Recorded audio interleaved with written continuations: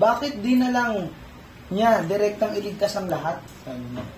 Ay may kondisyon kasi, Jairo, ang pagkamatay. Halimbawa, katulad mo, may kondisyon. Ano ba ang kondisyon ng tao? Tingnan natin dito sa Juan 3:36.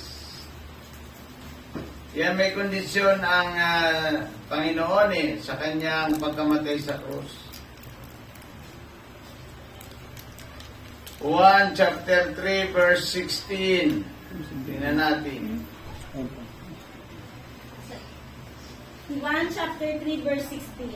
Sapagkat gayon na lamang ang pag-ibig ng Diyos sa sangkatauhan, kaya't ibinigay niya ang kanyang kaisa-isang anak upang sino mas sumampalataya sa kanya ay hindi mapahamak, kundi magkaroon ng buhay na walang hanggan.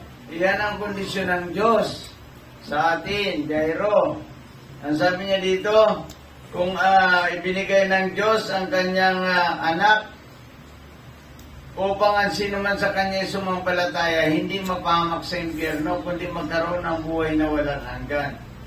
Kaya ang ating title ngayon ay Assurance of Salvation, 4 na P ang daan papunta sa langit. 4 na P ang daan papunta sa langit, kaya purihin natin ang Panginoon.